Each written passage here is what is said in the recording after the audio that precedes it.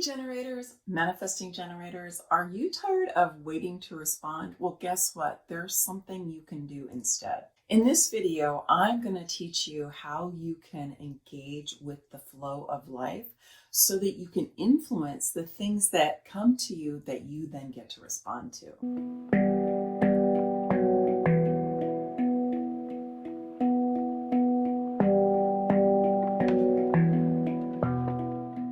Many times when a client first comes to me, they'll tell me that they've been waiting to respond, and sometimes they've been waiting a really long time. I had one couple who came to me who said they'd been waiting years. My experience is that there's many things to respond to once you learn how to do it. I think that the term wait to respond came out of Ra's intention to have us to stop initiating, because we've all been taught to initiate, right? We've all been taught to live like manifestors who are only 8 or 9% of the population. So I think the wait was stop initiating. But if you get that part, and you're like, okay, I'm not going to initiate, I don't think you really have to wait that long. As a generator or manifesting generator, you really do want to learn how to respond. You want to use your strategy, which is to respond, and you want to use your authority, which is your sacral authority. Now, I did do a video about sacral power and sacral authority that goes into depth about how to use that superpower of yours.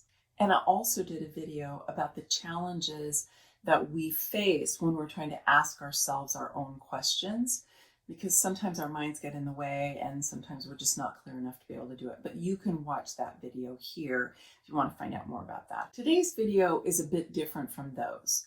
It really has to do with your role being able to engage with the flow of life, or with the creative intelligence of the universe, and to do your part in co-creating with that powerful force.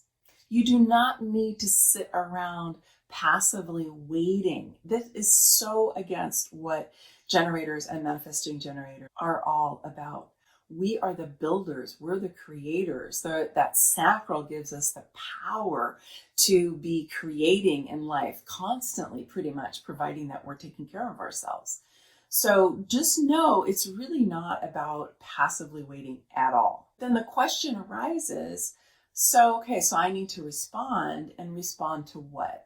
Well, one level of it is, if you just look around in your world, there's the news, there's social media, there's conversations that you have with people. There are books that you read, or television shows that you watch, or movies that you watch. Those are all things that you can respond to. I think one of the reasons that I love to learn and I continue to take courses is they're always giving me things to respond to. But I want to give you another kind of an example. Right now, I'm organizing a conference, which I'll tell you more about soon, and it's called Women Evolving Our World, Feminine Sovereignty, Leadership, and the Right Use of Power. I created this conference in response to what I see happening in the world. What I've seen from years of working with clients and students, and the kinds of challenges that they've had and that I've had, to be able to build ourselves into the people who can really meet the challenges that we have in our world today. So I'm responding to something big happening in the world, and I'm also responding to my own life experience. So that's another way that you get to respond. In addition to that, wouldn't it be great if you could influence the things that the flow of life brings to you that you get to respond to? Well, guess what? You can. This begins in the head center. The head center is the center for inspiration, for insight. We often think of it as the place where we receive, right? We have this idea that downloads are coming in through these 3 gates across the top of the head center. And that's true, because it's the beginning of the sensing circuit and the knowing circuit and the logic circuit. So yes, we do receive through those gates. But if we think about the way that they're named, especially in quantum human design, the 61, which is the beginning of the knowing circuit, is wonder. It's like, I wonder. Or with the beginning of the logic circuit is curiosity. I'm curious. These are qualities of energy that not only are receiving, but we're also generating. It's like, I wonder about what? I'm curious. I'm curious about what? And when we begin to utilize those energies, we can turn them into questions known as generative questions. Generative questions are a way through which we begin to wonder, to be curious, to ask the question, what if? And as we do that, rather than just having energy coming down through the cosmos, we also start to send our questions out through those gates into the cosmic field or the unified field. And that's where the flow of life or the creative intelligence of the universe picks up our wondering and is like, oh, Maggie's wondering about this. Maybe I should give her something to respond to about that. I like to think of this as the way that I help communicate to the universe, to the flow of life, what it is that I am thinking about, what I'm feeling, what it is I'm desiring in my life, and that I need support. I need some help with this. This isn't something that I'm just going to do on my own. I have a list of generative questions that I want to share with you, and then I'll talk a little bit more about them. But I'm just going to read them here, and I will also pop them in the description so that you can take them and work with them later if you want to. I wonder what it will take for this thing that I want to have happen, fill in the blank, to occur in my life.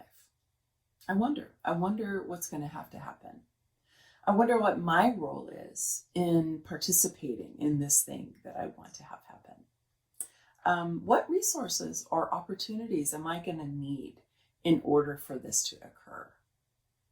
I wonder who could help me with this project. I wonder when it'll be the right time for me to start on this. And, I also wonder what might be in the way. Is there something in the way? I wonder what that might be. I'm curious about what might be something that I'm not aware of that's actually in my way. What might need to shift in order for it to become the right time, or for me to be ready in order for this thing to occur? Is there anything that I need to know that I don't already know? What needs to happen? Are there things that need to happen before this can occur? I wonder what those might be. I'm curious about that. And I wonder what I need to do to get ready, if there are things that I'm not aware of that I need to get ready. And I'm wondering how I'll actually know when I am ready. I'm wondering if I have energy for this project. And I'm wondering if I'm going to have sustainable energy all the way through. That's something I know I need to have. So I'm wondering if that's going to be the case. And I wonder what needs to happen in order for me to become the person who can actually engage and participate in this thing occurring the way that I want it to. Now, the trick about generative questions is that you don't try to answer them, okay? Unlike sacral questions, when you're asking your sacral the yes/no questions, right? That's in the other video, so go check that one out if you're not sure what I mean. Look at the sacral authority video. So those you're trying to get a yes/no answer. These you're not trying to answer. Basically, you're just getting curious. You're wondering what if this were to occur. I wonder if this were the case. And one of the things I've found is preparation is really key. You may have heard this phrase that luck is when opportunity meets preparation. My experience is that a lot of people, myself included at times, long for things that they aren't ready for, and even long for things that they might be afraid of. So, for example, you might long for a relationship that you don't have, but you might also be afraid of getting into a relationship. Or you might long for a new work, right? A new job, but you might be afraid of beginning a new job. Or I know as a business coach, I've worked a lot with people around their visibility and developing their reputation. And you might long for visibility, but also really be afraid of it. That's when you have one foot on the gas and one foot on the brake, right? And when you do that, the flow of life doesn't really know what you want because you're sending out a message. So when you do that, the flow of life isn't going to necessarily know what to bring you to respond to. you have to have a clear understanding. You have to be clear in your longing and your desire so that the flow of life goes, oh, Maggie really wants that. So then I'm going to bring her something to respond to. Whereas if it's all mixed, the flow of life is going to have a hard time. So in some of the generative questions that I just listed out for you are embedded questions that have to do with my readiness, my preparedness. Am I actually the person who I need to be in order to experience this thing that I say that I long for? I know I've spent big periods of time before really growing myself, growing my capacities, whether that's emotional, whether it's mental, spiritual, physical, on all different levels, growing myself into the person, preparing myself so that I can actually participate in or receive the thing that I'm longing for. This is something that people miss a lot. They think manifesting is just like, I have this desire, I'm getting excited about having it. But if you're not ready for it, then it may not even be a good thing for you to get. I'll give you an example. I built a very large business coaching business a few years ago, and I built it really fast and really big. And the truth is, I wasn't ready for it. I did not have the infrastructure. I didn't have the staff support. I didn't have the systems in place in order for me to be able to handle the number of people that I was coaching and the amount of marketing that we were doing and all of the different things that we did. I wasn't really ready to do it in the time frame that I had.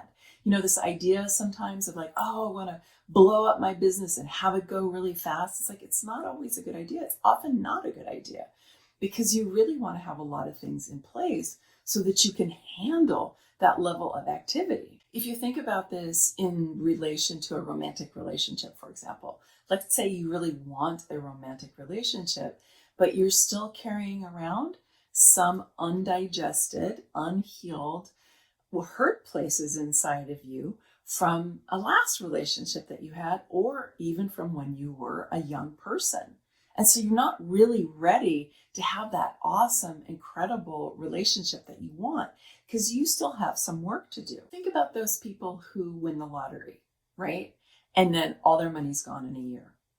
And that's because they didn't actually have the infrastructure, whether that was the mental, emotional infrastructure or the more ordinary reality infrastructure, to be able to take in that amount of resources and to know what to do with it.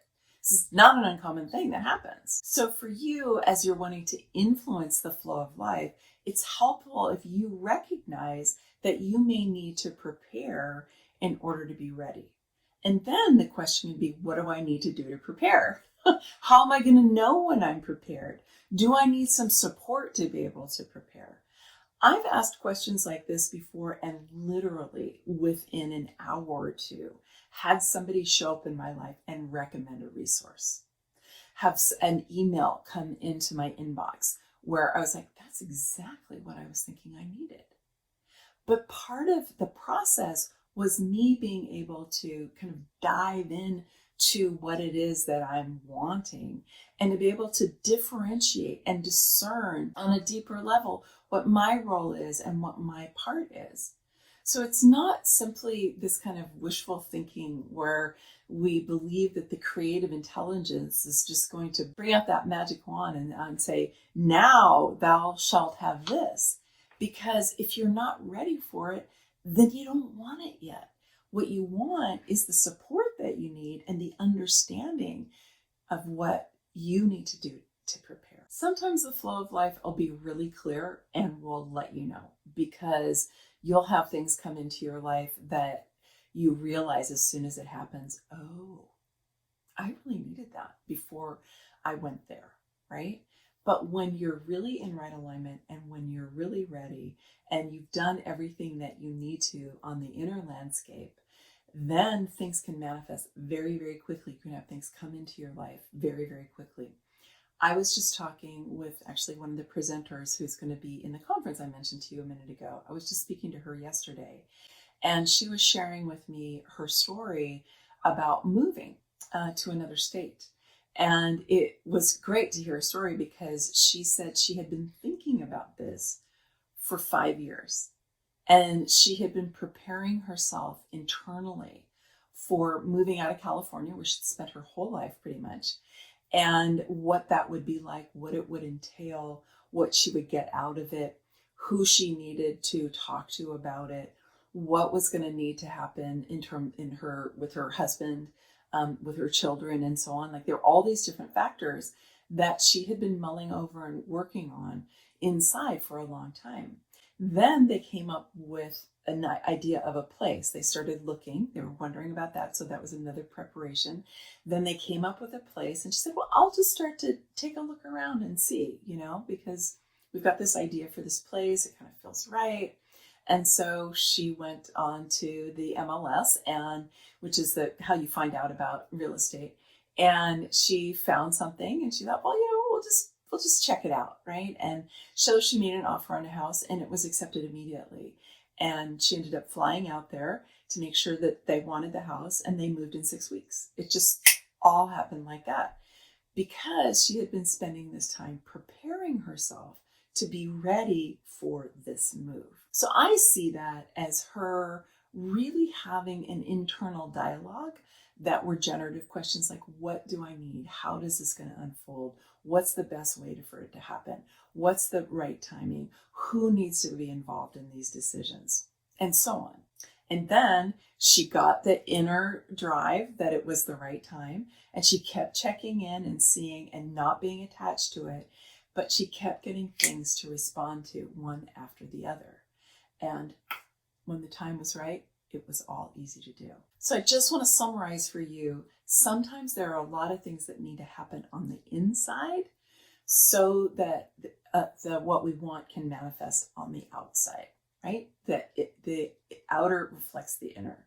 Very often, while you're waiting for something to respond to, you can be doing a lot in terms of preparing yourself on many levels. A piece of this is that as you're asking these generative questions and as you're really tuning in, you want to get emotionally involved with them. They need to matter to you. You need to care. So going ahead and getting emotionally involved in them, because that's also going to transmit to the flow of life, right? With that power of that emotional energy. Just remembering the emotional solar plexus is a motor. It's one of the engines of the chart. And the head center doesn't have power up there, right? So when you get emotionally involved, it brings power into what you're wondering and what you're curious about and your what if questions. So getting involved with that, emotionally involved with that, will really help. And then you just start paying attention to what shows up in your outer reality that you get to respond to. Sometimes it might be exactly what you were wondering about, and sometimes it might be something that the flow of life realizes that you need that you hadn't considered. So you want to be attuned to that. You want to be paying attention. And the core of this really is to have faith that the flow of life has your back, is on your side, and is here to help you to create the life that you really want. Thanks for watching. Give it a thumbs up and subscribe, and I'll see you next week. Many blessings, much love.